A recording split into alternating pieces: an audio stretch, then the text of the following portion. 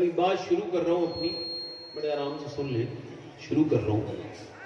मेरी आज की जो तकरीर है वो अक्सर इंशाअल्लाह अक्सर तकरीर जो है वो शुक्र के मौजू पर है।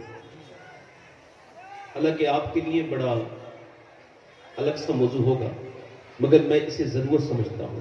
देखिए, अल्लाह का शुक्र अदा करना। किस बात पर शुक्र अदा करना? इधर देखें, किस बात पर शुक्र अदा करना? भाई अल्लाह का शुक्र अदा किया जाए तो नेमत तो पता तो होना चाहिए ना, कौन सी नेमत हमारे पास है। शुक्र अदा करने के लिए नेमत कौन सी पास है? तो पहली नेमत यह है कि अल्लाह ने आपको इंसान बनाया। भाई अजीज बस्तामी गुजर के जाते हैं, कुत्ता देखता है, भौंकता है, रोते हैं। भाई अजीज बस्तामी तसव्वुफ के 10 इमाम है, उसमें उनका नाम आता है। भाई अजीज बस्तामी कौन है? उनकी वालदा कहती मेरा बेटा इतना बड़ा अल्लाह वाला था कि जब वो मेरे पेट में था और मैं जब लुकमे की तरफ हाथ बढ़ाती थी किसी निवाले की तरफ खाना खाने के लिए, तो अगर उस निवाले में शक होता था ये हराम है या हलाल है, तो मेरा बेटा अंदर मेरे पेट के टक्करे मारने लगता था। बैठ जा, बैठ जा, अदब सीखो जरा। हाँ, क्या करने लगता था बोलो?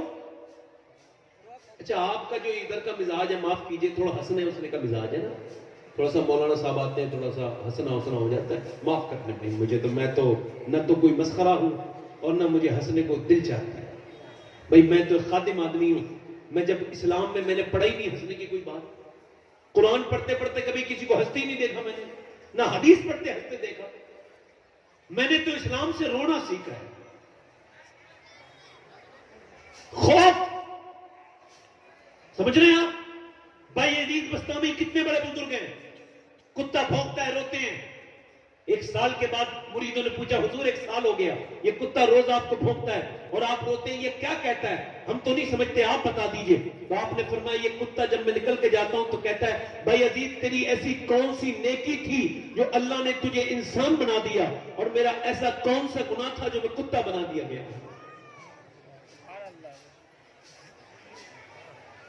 अल्लाह कुरान में खुद इरशाद फरमाता है हल अता अल इंसानी हीन मिन अद-दहर लम यकुन शय'अन मज़कूरा। अल्लाह कुरान में इरशाद फरमाता है इंसान पे ऐसा दौर गुजरा है, ये जो आज अकड़ा हुआ फिरता है ना इंसान, ये जो आज तकब्बुर करता है, इसके ऊपर ऐसा दौर गुजरा है कि इसे पता ही नहीं था ये कोई काबिल जिक्र शय न था। मैंने अपनी मेहरबानी से इंसान बनाया। यार इंसान बना के फिर कर्म उसका रुका नहीं। उस करीम को जरा गौर तो करो, कभी सज्जा लगा के शुक्र अदा किया है कि इंसान बना के अगर छोड़ देता तो इंसान और पत्थर तो जहन्नम का ईंधन है। अल्लाह ने इंसान बनाने के बाद फिर तुम्हें मुसलमान बना दिया। जोर से बोलो सुभान अल्लाह। कोई आपने आवेदन पत्र नहीं भेजा, मुसलमान बना दिया। यार फिर मुसलमान बनाने के बाद कर्म कितना हुआ? कर्म कोई नहीं मांगा, बिल्कुल आपने कोई भी पत्र नहीं लिखा, आपने एक मर्तबा गुजारिश नहीं की, मगर उसने पहले मुसलमान इंसान बनाया, फिर मुसलमान बनाया, और मुसलमान बनाने के बाद आपने तो कोई दुआ नहीं मांगी, मगर 12 नबियों ने दुआएं मांगी थी।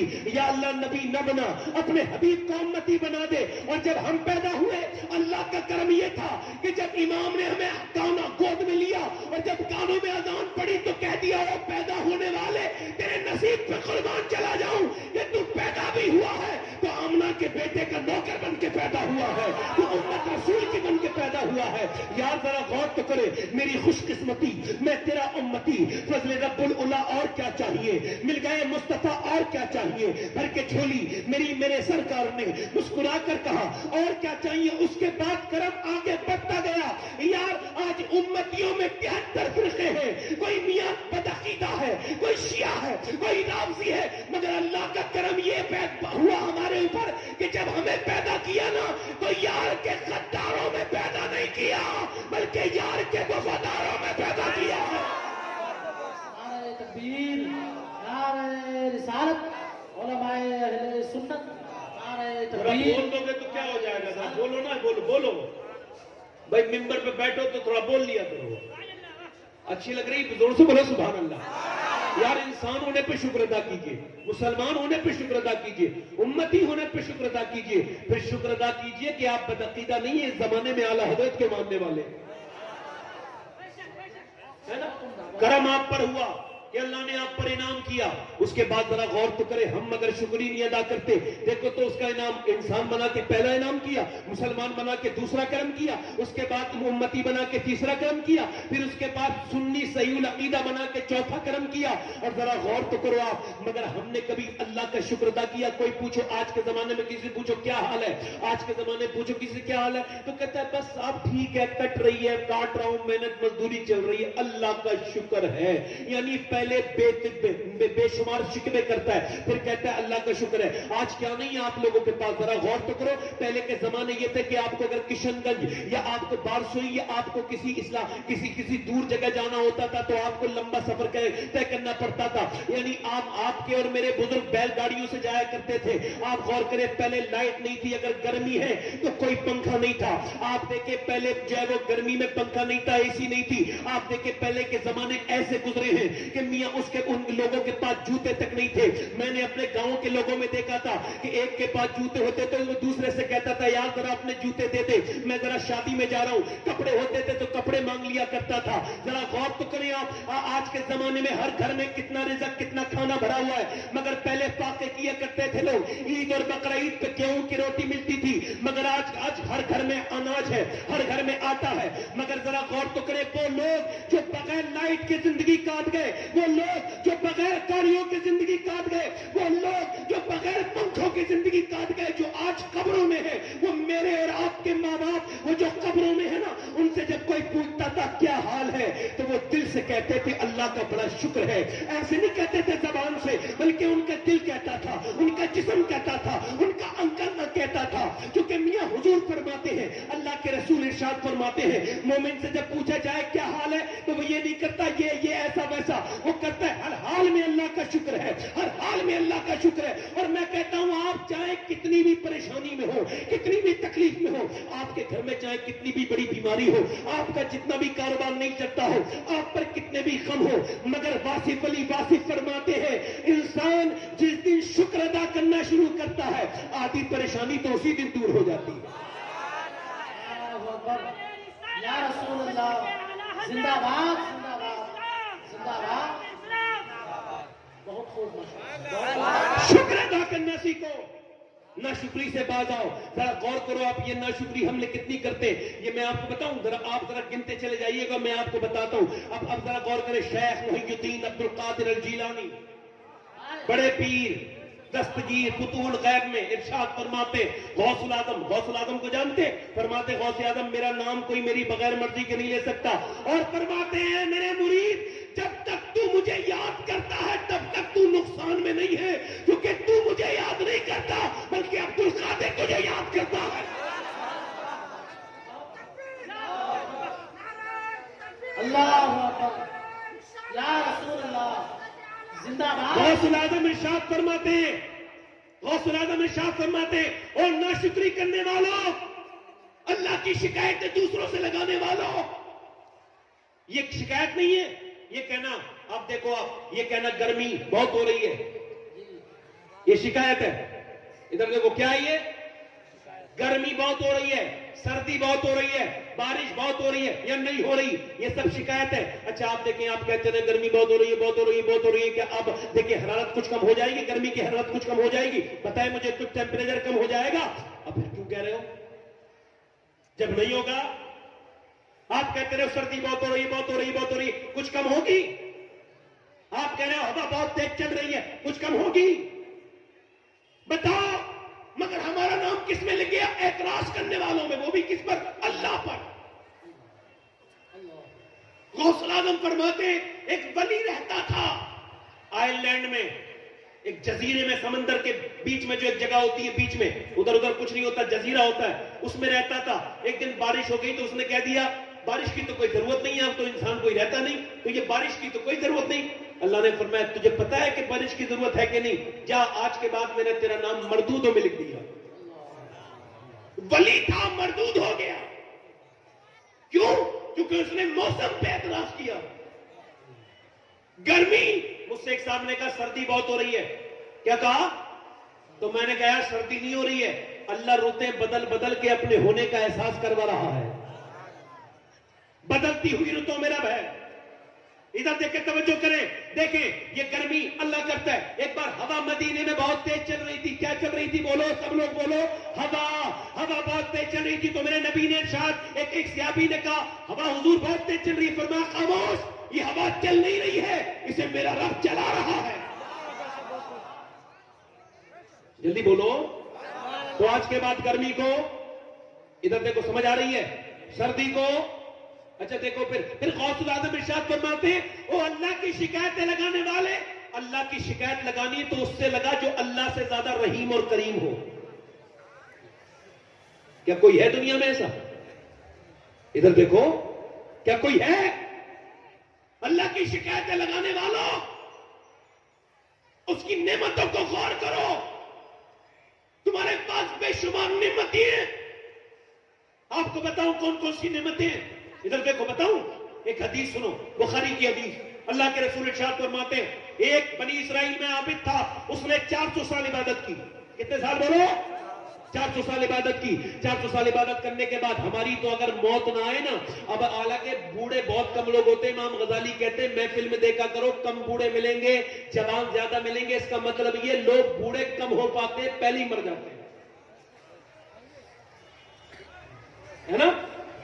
बूढ़े नीचे कर लो बेटे, मोबाइल नीचे कर लो बेटे, ये सब ठीक नहीं है। ये इधर देखो, दिल में उतारो, कोई जरूरत नहीं है, अब कोई जरूरत नहीं होता सोशल मीडिया। इधर देखो, बस मेरी तरफ देखो, अपने आप तो लेके जाओ ना, है ना? दूसरों के लिए ले रहे हो, अपने लिए लो ना। इधर देखो, तो वो कितने साल इबादत की उसने? हमारे यहां अगर कोई बीमार ना हो तो उसकी उम्र होती है, उसकी उम्र होती है 50 साल, 60 साल, 70 साल। है भाई, है भाई, क्या मतलब है? क्या मतलब है यार?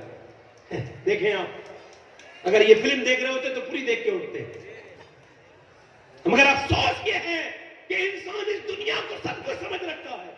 इधर देखो, कितनी उम्र थी उसकी? 400 साल। उसने एक दिन दुआ मांगी, या अल्लाह, जब तूने मुझे 400 साल की इबादत की तौफीक दी है तो फिर मुझे सजदे में मौत की भी तौफीक दे दे।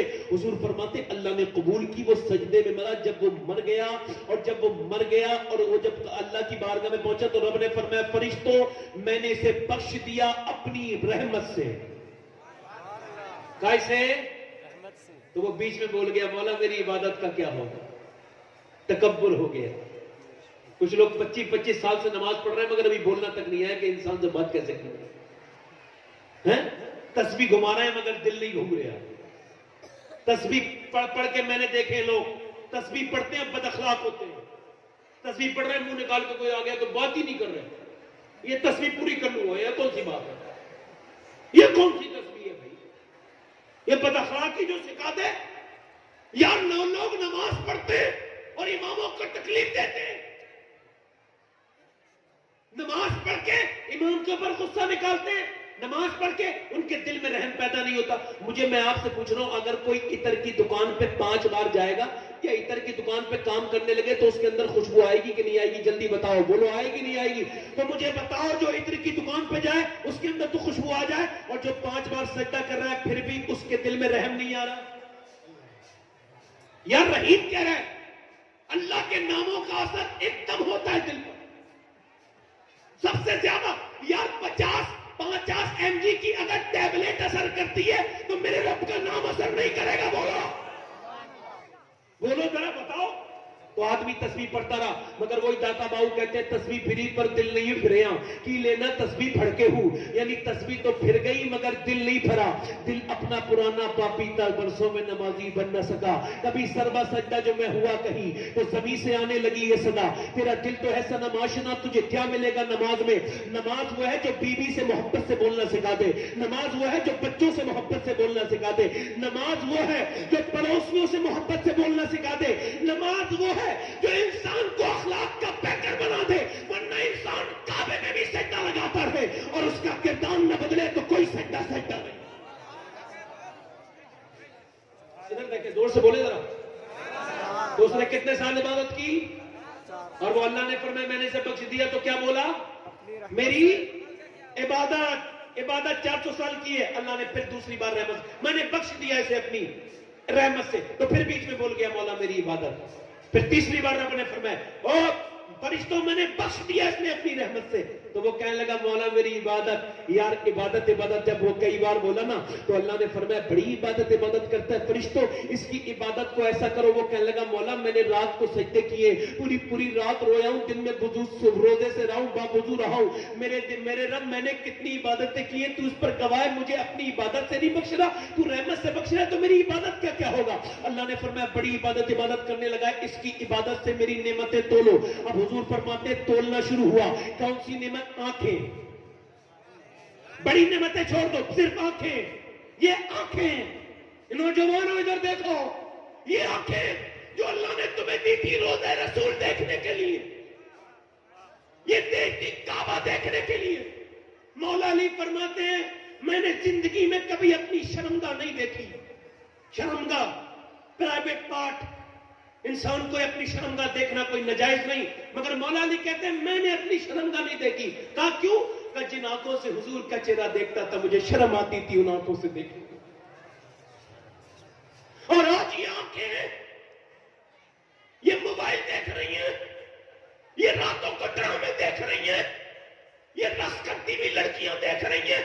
चेक करो अपने अपने मोबाइल और मुझे बताओ दिल पे हाथ रख के तुम रात को क्या गंदी गंदी चीजें देख के सोए थे। तुमने फेसबुक पर उरियाने देखी थी, बदतमीजी देखी थी। तुम क्या समझते थे तुम्हें कोई नहीं देख रहा है? तुम्हारा रब देखता था। और तुम अगर रात को सो गए थे, अगर तुम रात को सो गए थे, सुनो, अगर रात को सोने के बाद फिर तुम सुबह को उठे थे तो तुम्हारी आंखें सलामत थी, तो तुम्हें सजदा करना चाहिए था, अर्ज करना चाहिए था मौला आज के बाद कभी बदनिगाही नहीं करूंगा। तूने मुझे रात में अंधा नहीं किया, हालांकि मैंने पूरी रात तेरी नेमतों का गलत इस्तेमाल किया। यार ये कितनी बड़ी नेमतें आज गलत इस्तेमाल हो रही हैं। इनसे कल माँ बाप का चेहरा देखता था इंसान, मगर आज नहीं देखता। मेरी तरफ गौर से देखो मेरे भाइयों, मैं आपसे कहता हूं कब तक दुनियादारी में ऐसे ही लगे रहोगे? ये बाजार, ये तुम्हारी रौनकें ये खत्म हो जाएंगी। तुमने मरते हुए लोग नहीं देखे जो अल्लाह की नाशुक्री करते थे, तकब्बुर घमंड से चलते थे? वो कहां चले गए? बड़े बड़े लोग, मियां बड़े बड़े लोग कहां गए? हुए बेनिशान नाम, हुए बेनिशान नौजवान कैसे कैसे, जमीन खा गई आसमां कैसे कैसे, कैसे कैसे लोगों को मौत ने आ लिया।